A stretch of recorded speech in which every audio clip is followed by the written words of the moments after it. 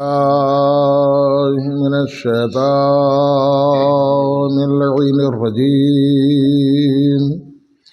بسم الله الرحمن الرحيم. الحمد لله رب العالمين، والصلاة والسلام على أشرف الأنبياء والمرسلين وخاتم النبيين وطه وياسين ومولانا أبي القاسم محمد وآله أهل بيته الطيبين الطاهرين المعصومين المظلومين، ولعنة الله على أعدائهم ومنكر فضائلهم وغاصبي حقوقهم أجمعين من الآن إلى قيام يوم الدين. أما بعد، فقد قال الله سبحانه تبارك وتعالى في كتابه المبين وهو أصدق الصادقين وقوله الحق. بسم الله الرحمن الرحيم. ثم أورثنا الكتاب الذين اصطفينا من عبادنا. صلوات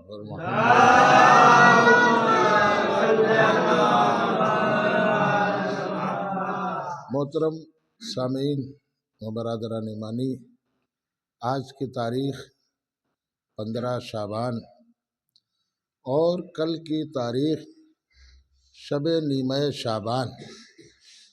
اگر آپ حدیثوں میں دیکھیے گا، اس میں کوئی مذہب و فرقے کی قید نہیں ہے.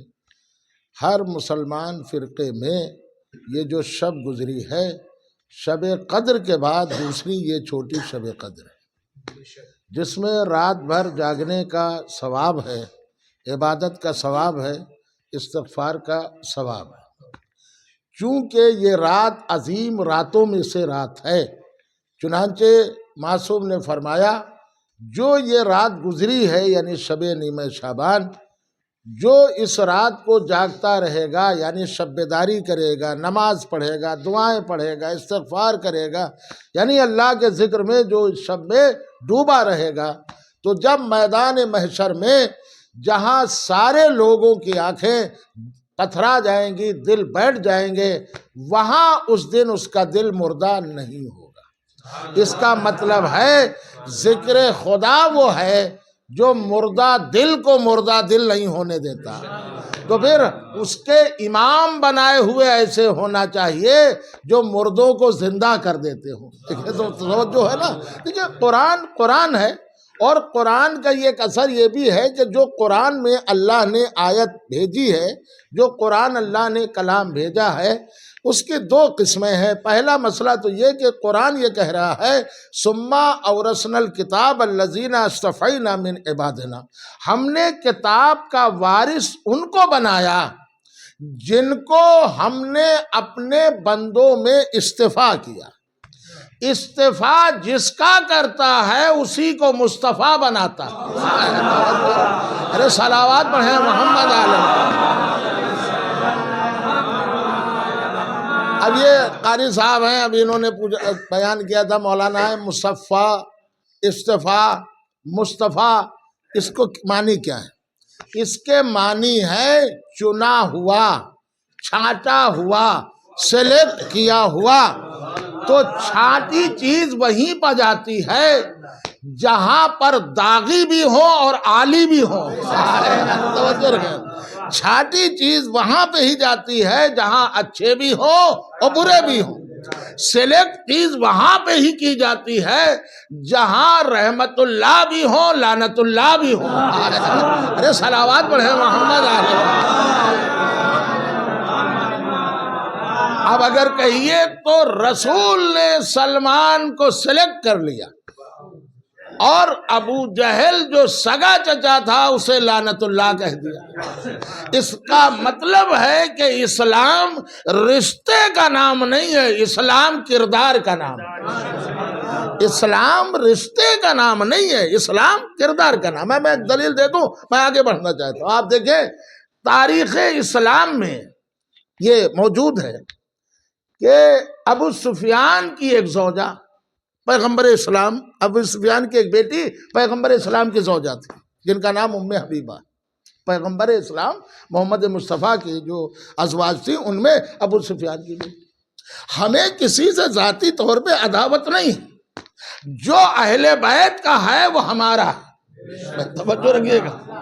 چنانچہ آپ تاریخ دیکھیں کہ ایک زمانے کے بہت بڑے مسلمانوں کے عالم دین، وہ کتاب دیوبند سے عالم دین نے لکھی، اہل سنت والجماعت ہیں، اہل سنت والجماعت ہے، وہابی عالم ہے، انہوں نے لکھی۔ اس میں انہوں نے تحریر فرمایا کہ جب ایک مدت کے بعد شام سے ابو سفیان آیا اور پیغمبر سے ایک سورس لگوانا چاہتا تھا، کیا؟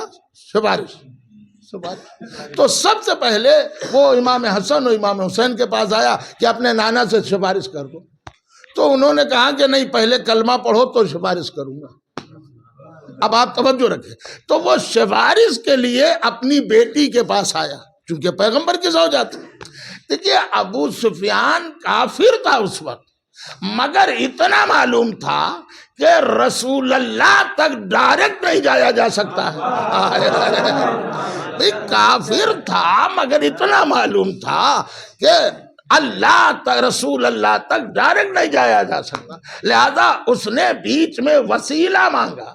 اب اگر کوئی مسلمان ایسا کہہ دے کہ ہمیں اللہ تک جانے کا رسول اللہ کا وسیلہ نہیں چاہیے تو سمجھو یہ کفر کی سوچ ہے۔ توجہ رکھیے گا۔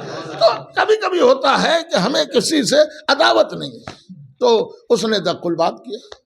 اب آج کے دور میں تو ہے نہیں، بل بجائی آواز، دق الباب، کنڈی کھٹکھٹانا۔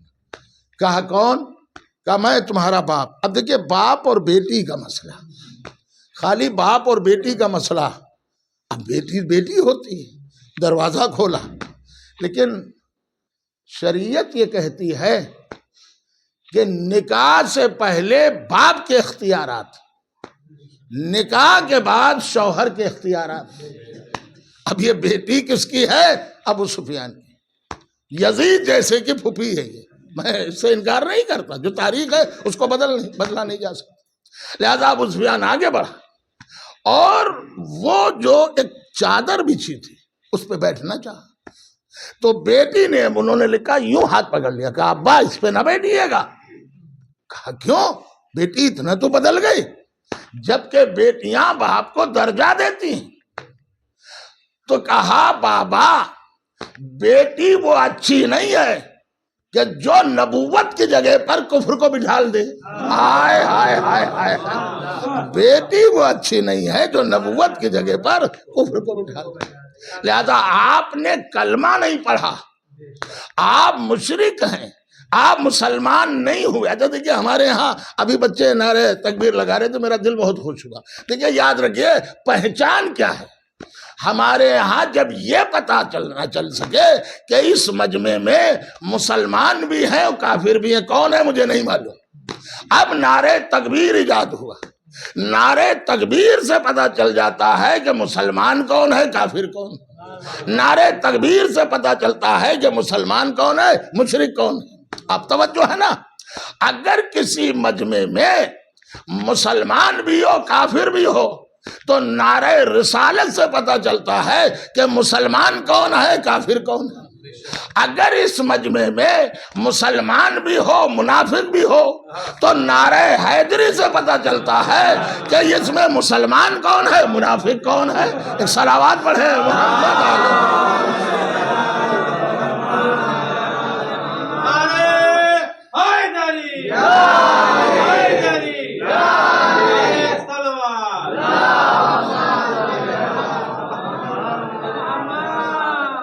علامہ جلال الدین سیوطی عالم اہل سنت، انہوں نے اپنی کتاب تاریخ الخلفاء میں تحریر فرمایا ہے۔ بہت بڑے مسلمانوں کے عالم دین، کتاب کا نام ہے کوکب دری، انہوں نے اپنی کتاب میں لکھا ہے اور کہا کہ دور رسول میں جناب جابر ابن عبداللہ انصاری سے روایت ہے کہ دور رسول میں ہم منافقین کو پہچانتے کیسے پہچانتے تھے؟ تو انہوں نے کہا کنا نعرف المنافقین ببغض علی ابن ابی طالب، ہم اس دور میں منافقوں کو علی کے بغض سے پہچان لیا کرتے تھے۔ اس کا مطلب ہے کہ علی کی دوستی کی بھی پہچان ہے، علی کی دشمنی کی بھی پہچان ہے۔ اب دلیل آپ ملاحظہ کریں، باپ نے کہا بیٹی مجھے بیٹھنے نہیں کہا، بابا آپ نے کلمہ نہیں پڑھا، آپ مشرک ہیں، آپ کافر ہیں، آپ اس جگہ پر چادر پر محمد کی نہیں بیٹھ سکتے۔ اس کا مطلب اگر کوئی کافر ہو، اگر کوئی مشرک ہو تو وہ نبی کی جگہ پر نہیں بیٹھ سکتا۔ تو جب کافر اور مشرک نبی کی جگہ پہ نہیں بیٹھ سکتا تو اگر کوئی کافر ہو تو نبی کو اپنی گود میں کیسے پال سکتا ہے؟ ارے صلوات پڑھیں محمد علیہ۔ ایک اور بآواز بلند صلوات پڑھیں۔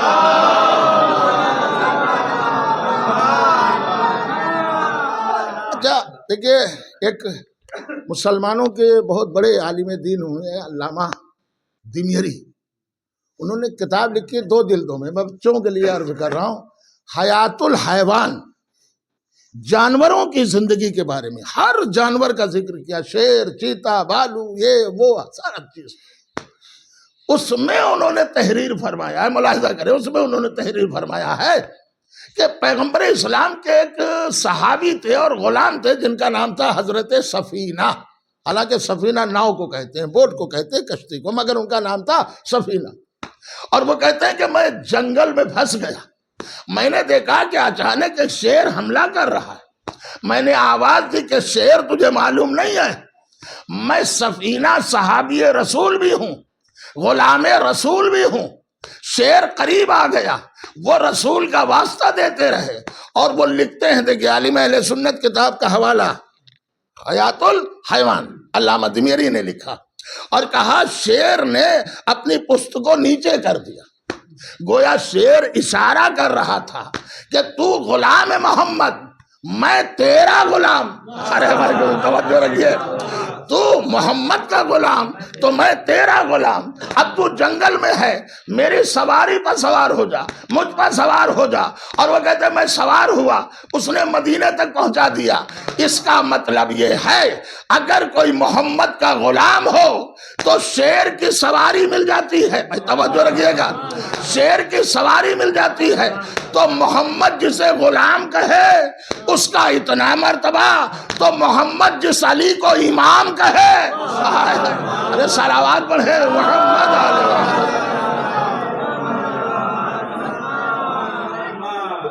جس علی کو غلام نہیں امام کہے، میرے بعد تمہارے خلیفہ، میرے بعد تمہارے امام۔ ہمارے ہاں بچے عام طور سے بار بار صبح و شام سنا کرتے امام، اس کو کیا مانے؟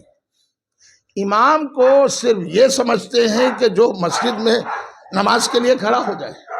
آپ توجہ دیں، مسجد کی امامت کرنا اور ہے، کائنات پر حکومت کرنا اور ہے۔ توجہ، مسجد میں امامت کرنا اور ہے، کائنات پر امامت کرنا اور ہے۔ میں دلیل دے دوں، وہ شخص کہ جو پیچھے پڑھ رہا ہے نماز، ضروری نہیں ہوتا ہے کہ وہ امام سے علم میں کم ہو، اکثر ایسا ہو، لیکن جو کائنات کا امام ہوتا ہے اس کے لیے ضروری ہے کہ علم میں پوری کائنات میں سب سے زیادہ ہو۔ آپ توجہ رکھیے گا، پہلا مسئلہ امام کا کہ جو علم میں سب سے زیادہ ہو اسے امام کہیں گے۔ دوسری صفت، امام میں شجاع ہونا بھی ضروری ہے۔ اگر امام شجاع نہیں ہوگا تو اپنی قوم کی حفاظت کیسے کرے گا؟ اور امام ہی پیچھے ہٹنے لگا تو اس کے ماننے والے اپنے آپ پیچھے ہٹ جائیں گے۔ اس کا مطلب امام کا بہادر ہونا واجب، امام کا شجاع ہونا واجب۔ اب دیکھ لیجئے اصلی امام کون بننے کے لائق ہے؟ اگر امریکہ کے خوف سے جن کے قدم پیچھے ہٹ جائے وہ امام نہیں، جن کو آنکھوں میں آنکھیں ملا دے وہی خامنائی امام ہے. صلوات پڑھیں محمد آل محمد. ہمارے ہاں اسلام میں سب سے بڑا مسئلہ یہ نہیں ہے کہ آپ کسی پہ ظلم نہ کریے. یہ تو ہے مسلمان. اس سے بھی الگ پہچان ہے کہ مسلمان وہ ہو ہی نہیں سکتا کہ جس کے سامنے ظلم ہو مسلمان خاموش رہے. یہ ایک پہچان ہے. لہذا اب آپ غور کریے. میں اور قریب آ رہا ہوں. قرآن نے یہ اعلان کیا ثم اورثنا الکتاب الذین اصطفینا من عبادنا. ہم نے کتاب کا وارث ان بندوں کو بنایا جن کو ہم نے چن لیا. اس کا مطلب ہے کتاب کا وارث جو بنے گا تو کتاب ورثہ بنے گی. اب توجہ رکھیں, کتاب ورثہ بنے گی. مثال دے دوں, آپ سبھی حضرات جانتے ہیں سب کے باغات ہیں, سب کی زمینیں ہیں, سب کے مکان ہیں. یہ کوئی خرید کے نہیں لایا. 80% وہی ہوتا ہے جو ٹرانسفر ہوتے ہیں, پردادا سے دادا کو, دادا سے باپ کو, باپ سے بیٹے کو, بیٹے سے ٹرانسفر. اسی لیے ہمارے یہاں کچھ چیزیں معصومین نے, پیغمبر نے بیان کی اور کہا ہے کہ بلا سبب. یہ جملہ میں جو عرض کر رہا ہوں بالکل معمولی نہ سمجھیے گا. مسلمان جس دن تجارت کو چھوڑ دے گا, عیش و آرام میں پڑ جائے گا, اس دن مسلمان ذلیل ہو جائے گا. اس کا مطلب جو قرآن نے کہا ہم نے انسان کو مشقت کے لیے پیدا کیا, ہم نے انسان کو محنت کے لیے پیدا کیا. حالانکہ آپ قرآن پڑھیے گا تو اللہ نے سب سے زیادہ رتبہ جس کا بتایا اللہ کی نظر میں وہ ایک کسان کا ہے. مولا علی نے نہج البلاغہ میں فرمایا ہے یہ جو کسان ہے یہ ہر ملک کے ریڑھ کی ہڈی بنتی. توجہ ہے نا. اب ورثہ اور وارث کیا ہے؟ ہم اپنے باپ کے وارث, آپ اپنے باپ کے وارث, تو وارث ہوئے. تو اب یہ جو مکان ہے, یہ زمین ہے, یہ جائیداد ہے, یہ کیا ہوا؟ ورثہ. تو وارث افضل ہوتا ہے ورثے سے. توجہ رکھیے گا, وارث افضل ہوتا ہے ورثے سے. ورثہ الگ ہے, وارث الگ ہے. ورثہ مفضول ہے, وارث افضل ہے. اسی لیے اللہ نے قرآن کو ورثہ کہا, محمد کو وارث کہا. ہائے ہائے ہائے ہائے. ارے صلوات پڑھے محمد علیہ. ارے باواز بلند صلوات پڑھے محمد علیہ. دیکھیے میں آہستہ آہستہ, میں بہت زیادہ لمبی چوڑی تقریر نہیں, بس آپ کے ذوق سماعت پہ مجھے محسوس ہو رہا ہے کہ آپ پوری طور سے سن رہے ہیں. لیکن کبھی کبھی ہمارے ہاں اب تو کتنے ہی تھرڈ کلاس میں چلے جائے, جو جھاڑو لگاتا ہے اس کے پاس بھی موبائل بڑھئے والا ہوتا ہے نا. اس سے زیادہ تو میں نہیں کہہ سکتا اشارہ. یہ موبائل جس کمپنی نے بنایا, جو بھی مجھے نہیں معلوم, بہت سی کمپنیاں بناتی ہیں, ان کا محصل کیا رہتا ہے؟ آپ موبائل پہ چاہے تصویریں دیکھ رہے ہوں, چاہے کچھ لکھ رہے ہوں, ٹھیک ہے, چاہے جو بھی موبائل پہ کام کر رہے ہوں, جب کوئی فون کرے گا تو ہر کام موبائل پہ رک جائے گا, فون کی گھنٹی بجنے لگی. ہم نے کہا یہ کیوں, کام میں ڈسٹرب کیوں؟ کمپنیوں نے جواب دیا ہم نے جو موبائل بنایا ہے نہ تمہارے لکھنے کے لیے, نہ تصویروں کو دیکھنے کے لیے, نہ گھڑی کو دیکھنے کے لیے, نہ کیلکولیٹر کے لیے. ہم نے اصل موبائل کا کام ہے ایک دوسرے سے بات کرنے کے لیے. بات کے علاوہ یہ سب ضمن میں ہے. اب ہم نے ترقی کی تو یہی کمپیوٹر بن جائے گا, یہی شیشہ بن جائے گا, یہی لکھنے کا کام دے گا, یہی پڑھنے کا کام دے گا, یہی ایک دوسرے کی تصویریں دکھائے گا. لیکن اصل کام ہے اس کا بات کرنا. بھائی توجہ, جب کوئی فون کرے گا تو سارے اس کے ہتھے بند ہو جائیں گے, بات والا واضح ہو جائے گا. اب آپ سمجھے, اللہ نے انسان کو بھیجا تم کو کام کرنے کے لیے, تم کو مشقت کرنے کے لیے, تم کو یہ کام کرنے کے لیے, تم کو وہ کام کرنے کے لیے. لیکن جب اللہ اکبر آ جائے تو سب کام بند ہو جائے, اللہ کی طرف آ جاؤ. صلوات پڑھے محمد علیہ.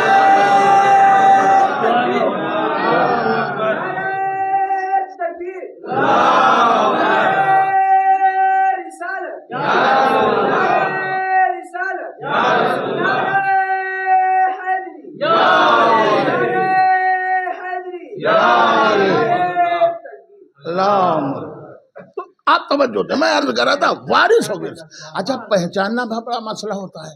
کبھی کبھی ہوتا ہے وارث ہوتا نہیں اور دعویٰ کر دیتا. ہوا ہے، تاریخ اسلام پڑھیے، یہ دوسرا کیس ہے. میں کتاب پڑھ رہا تھا، میرے پاس موجود ہے، کہ ایودھیا نگری میں راجہ دشرتھ کے بعد جب رام ونواس کاٹ کر آئے تو راجہ بنے، تو ان کے زمانے میں دو عورتیں آئیں اور ایک مسئلہ رکھا. کتاب میرے پاس موجود ہے، رسالے میں چھپا تھا.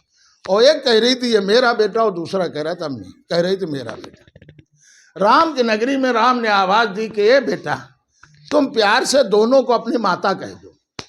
اس نے ان کو بھی ماتا کہا اور ان کو بھی ماتا کہا. کہا جاؤ فیصلہ ہو گیا، تم دونوں کا بیٹا.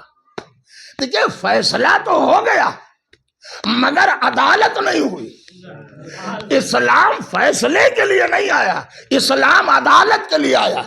اب آپ کہیں گے کہ عدالت کیا ہے؟ مولا علی جنگ خندق میں ہے اور عامر ابن عبدود جو 1000 پہلوانوں کے برابر میں اکیلا لڑتا تھا، جب مولا علی نے اس کا وار کیا تو پہلے پیر کاٹے. پڑھیے تاریخ اسلام.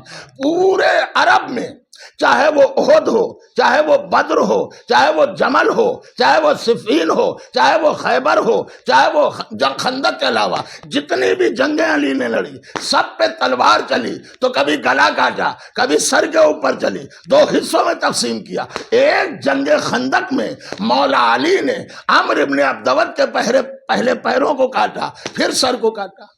لوگوں نے سوال کیا یا علی یہ کیوں؟ کہا تم نے سمجھا نہیں. جب میرے سامنے یہ گھوڑے پر سوار تھا، میں پیدل تھا، تو میں نے کہا کہ میں پیدل ہوں تو بھی پیدل ہو جا. تو اس نے گھوڑے کے پیروں کو میرے سامنے کاٹ دیا، یہ دکھانے کے لیے کہ علی پر رعب جم جائے کہ میں کتنا بڑا بہادر ہوں. لہذا جب مولا علی کو قابو ملا تو پہلے پیروں کو کاٹا، پھر سر کو کاٹا. لوگوں نے کہا یا علی یہ کیا کیا؟ کہا پہلے میں نے ظالم کے ظلم کا مزہ چکھایا، پھر اس کو کفر کا مزہ چکھایا. صلوات پڑھیں محمد علیہ وسلم. کیونکہ میں آہستہ آہستہ، اس کا مطلب ہے کہ فیصلہ الگ ہے، عدالت الگ ہے. اب آ جائیے مولا علی کے دربار میں. مولا علی کے دربار ایک شخص کہہ رہا مولا کوئی فیصلے کے لیے آیا. بڑا عجیب مسئلہ. مسجد کوفہ 2 عورتیں، اب اس دور کو آج سے 1400 سال. کہا یا علی ایک لڑکی ایک لڑکا، دونوں کہہ رہی لڑکی میری نہیں لڑکا ہے.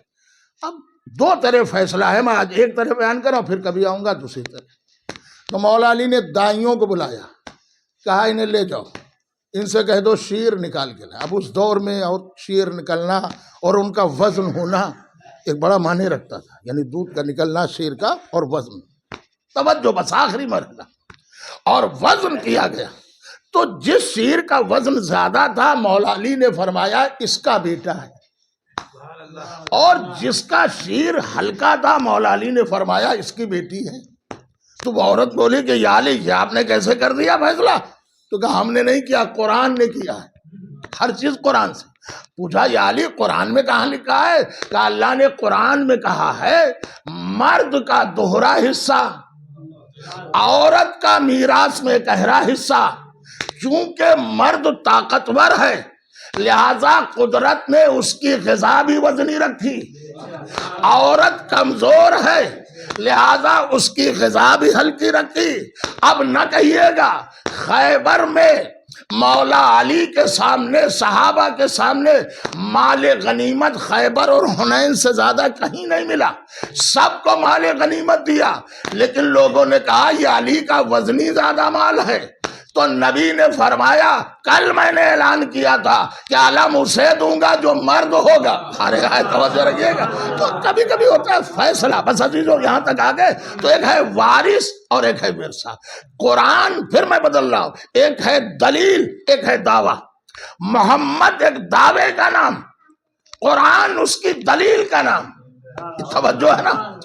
محمد کائنات میں رسالت کے دعوے کا نام، قرآن اس کی دلیل کا نام. یہ کیا ہے؟ اللہ نے دلیل بھیج دی کہ اگر تم دلیل کا جواب لیا ہو تو دعویٰ اپنے آپ باطل. غور کریے گا. اب آپ آ جائیے، جیسے قرآن دلیل ہے، محمد دعویٰ ہے، ویسے ہی امام مہدی دعوے کا نام ہے عیسیٰ دلیل کا نام ہے، توجہ رکھیے گا، محمد مہدی امام زمانہ دعوے کا نام ہے، اور عیسیٰ دلیل کا نام ہے۔ اب آپ کہیں گے ثبوت کیا ہے؟ دیکھیے دو چیزیں دو جگہ پر، جب حضرت امام زمانہ کعبے میں ظاہر ہوں گے تو حضرت عیسیٰ پیغمبر یروشلم میں، شام کی مسجد کے کتابوں میں تحریر بائیں حصے پر ظہور کریں گے، اور دو فرشتے ان کی مدد کریں گے، چونکہ وہ چوتھے آسمان سے آئیں گے۔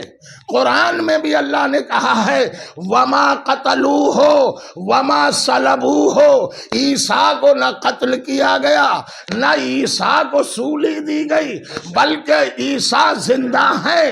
ارے اور اگر آپ دیکھیں حضرت الیاس نبی زندہ ہے، حضرت خضر نبی زندہ ہے، حضرت عیسیٰ نبی زندہ ہے، تو جب اتنے نبیوں کو اللہ زندگی دے سکتا ہے تو امام زمانہ کو اتنی زندگی کیوں نہیں مل سکتی؟ توجہ ہے نا، امام زمانہ کو اتنی زندگی، بس آخری مرحلہ متوجہ ہو کر سنیں، امام زمانہ خانہ کعبہ میں ظہور کریں گے، جناب عیسیٰ مسجد شام میں ظہور کریں گے، اور وہ دو فرشتوں کی مدد سے آئیں گے۔ میں اتنا ضرور عرض کر دوں، یہیں پر پہچنوایا جاتا ہے کہ امامت کیا ہے۔ آپ توجہ دیں، امامت کیا ہے اور اس کا مسئلہ کیا ہے۔ آپ یاد رکھیں، میں دلیل دے رہا ہوں، شاید آپ کے ذہن عالیہ تک پہنچ جائے۔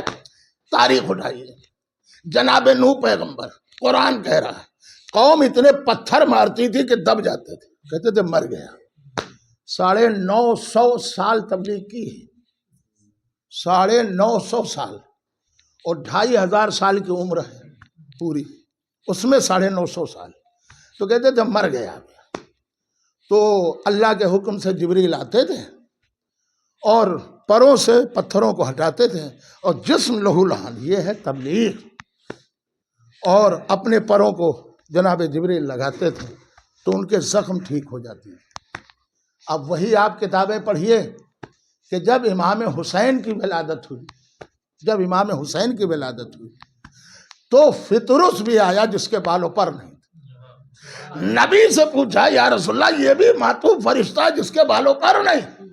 کہا اسے حسین کے گہوارے سے مس کر دو، جسم سے مس نہ کرنا، گہوارے سے مس کر دو۔ اب وہ کہتا ہے جیسے ہی گہوارے سے فطرس کے بالوں کو، فطرس کو مس کرنا تھا، اس کے نئے بالوں پر مل گئے، نئے بالوں پر نکل آئے۔ ایک جملہ میں آپ کی خدمت میں عرض کر دوں، اب آپ سمجھ لیجئے کہ جو نبوت کا سہارا بن جائے اسے ملک کہتے ہیں، جو ملک کو سہارا دے دے اسے امامت کہتے ہیں۔ صلوات پڑھیں محمد علیہ، جو ملک کو سہارا دے اسے امامت کہتے ہیں۔ تو ایک اور قاری صاحب موجود ہے، قرآن پڑھیے گا، سب کچھ ہے قرآن میں اللہ نے ذکر کیا ہے۔ میں 5 نبیوں کا ذکر تو قرآن سے ثابت کر سکتا، جس نبی نے بھی اپنے وصی بنائے وہ 12 بنائے۔ جناب موسیٰ کے لیے قرآن کہہ رہا ہے کہ موسیٰ کے 12 جانشین۔ آپ پڑھیے جناب عیسیٰ پیغمبر کے 12 جانشین۔ آپ بخاری اور مسلم پڑھیے، اس میں بھی آپ کو ملے گا، نبی نے فرمایا میرے اتنے ہی جانشین ہیں جتنے عیسیٰ اور موسیٰ پیغمبر کے جانشین۔ یہاں نام بھی بتایا، جس کا اول علی ہے، آخر مہدی ہے۔ بھئی توجہ رکھیے گا، 12 کے 12، بھئی توجہ، سب قریش میں سے ہوں گے، سب اولاد رسول میں سے ہوں گے۔ جب اولاد رسول میں ہوں گے تو سب کا جمال ایک ہوگا، سب کا کمال ایک ہوگا، سب کا علم ایک ہوگا، سب کے تقوی ایک ہوگی، سب کی امانت ایک ہوگی، سب کی صداقت ایک ہوگی۔ اسی لیے تو حکم کتاب یہ ہے کہ جب امام زمانہ کو دیکھیں گے تو رسالت کی یاد آ جائے گی۔ صلوات پڑھیں محمد علیہ۔ ایک اور باواز بلند صلوات پڑھیں محمد علیہ۔ بس میں نے ختم کیا. دیکھیے ایک چیز سمجھیے کہ اگر کوئی آج امام زندہ نہ ہو تو ہمیں یہ پھر کہاں سے حدیث جوڑیں گے کہ نبی نے فرمایا ہر مسلم کتاب میں تم میں دو چیزیں چھوڑ کے جا رہا ہوں، ایک قرآن، دوسرے میرے اہل بیت، اور یہ دونوں جدا نہیں ہوں گے ایک دوسرے سے یہاں تک کہ دونوں حوض کوثر پہ پہنچیں گے. اس کا مطلب اگر آج تک قرآن ہے تو پھر آج بھی وارث قرآن ہے. توجہ رکھیے گا، اگر آج تک قرآن مجید موجود ہے تو پھر یہ بھی مانیے کہ وارث قرآن بھی موجود ہے. بس آخری دلیل اور اپنی بات تمام کرو. اب یہ الگ ہے کہ ہم کہتے ہیں کہ امام زمانہ اوجھل ہے نظروں سے، ضروری نہیں ہے وہ ہمارے سامنے ہو ہم انہیں نہ پہچانے. قرآن میں سورہ یوسف موجود ہے، پڑھیے. یوسف کے بھائی یوسف کو دیکھ رہے تھے، یوسف اپنے بھائیوں کو پہچان رہے تھے، مگر بھائی اپنے یوسف کو نہیں پہچان رہے تھے. اس کا مطلب ہی یہ ہے جسے اللہ پوشیدہ کرتا ہے وہ دوسروں کو دیکھتا ہے. دوسروں میں اتنی بصارت نہیں ہے کہ وہ اپنے وقت کے معصوم کو دیکھ لے. بازی تو ایک جملہ کہہ کر اپنی بات کو تمام کر رہا ہوں. آج امام جب آئیں گے تو کیا ہوگا؟ کہا ظلم سے بھری ہوئی دنیا کو عدل و انصاف سے بھر دیں گے. اب آپ توجہ رکھیے، ظلم و جور سے بھری ہوئی دنیا کو عدل و انصاف سے بھر دیں گے. جہاں عدالت ہوتی ہے وہاں خوف نہیں ہوتا. اب اس کی دلیل اگر دیکھنا چاہتے ہیں تو ایران کو دیکھ لیجئے. امریکہ سے سب ہاتھ جوڑ رہے ہیں، اس نے اپنے سارے یدھ پوت لگا دیے، سارے ہوائیاں، ساری مشینیں کہ امریکہ کے سامنے یہ بھی دھوس میں آ جائے. مگر ایک ایران ہی ہے جو امریکہ کے سامنے آنکھیں ملا رہا ہے. سب بالکل الگ ہے، ایران بالکل الگ ہے. کہا سب کا مسئلہ اور ہے، ایران کا مسئلہ اور ہے. ایران خالی تنہا نہیں ہے، ایران کے ساتھ امام زمانہ بھی ہے. صلوات پڑھے محمد آل محمد.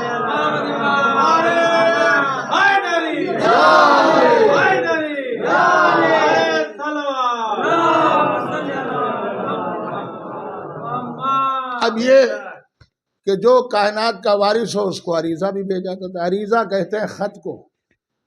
اگر خط کا جواب نہ آئے تو انسان بار بار خط ہی نہیں لکھے گا.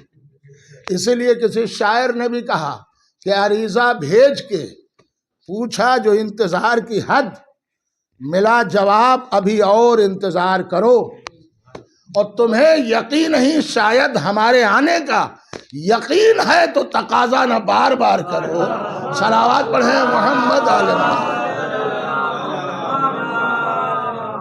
بس عزیزو، اسی کے ساتھ میں اپنی بات تمام کرتا ہوں کہ امام زمانہ کا ایک عقیدہ، اور زیادہ نہیں، انشاءاللہ آئندہ اگر زندگی رہی تو کم سے کم قرآن سے، قرآن مجید کی 10 آیتیں میں خود امام زمانہ علیہ السلام، دیکھیں قرآن میں بہت سی آیتیں موجود ہیں جو آخری زمانے کے اوپر دلالت کرتی ہیں.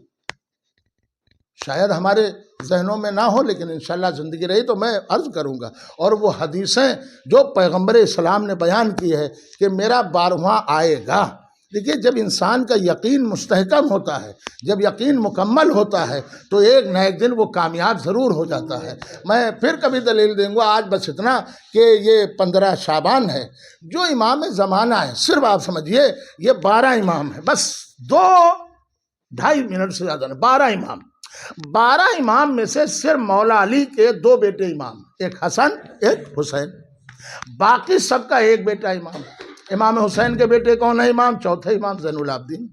زین العابدین کے بیٹے 5ویں امام محمد باقر. محمد باقر کے بیٹے 6ٹھے امام جعفر صادق. جعفر صادق کے بیٹے 7ویں امام موسیٰ کاظم.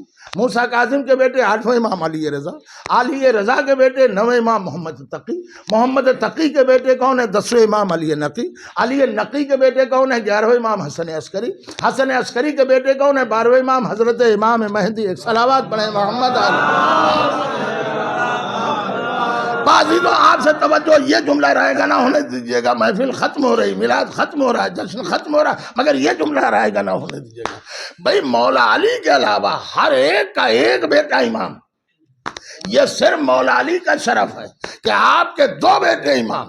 ایک حسن نام ایک حسین نام، دو بیٹے امامت کے درجے پر، ایک کا نام حسن ہے ایک کا نام حسین ہے۔ اب آپ توجہ رکھیں، یہ جو آنے والے امام زمانہ ہے یہ کس کے وارث ہیں؟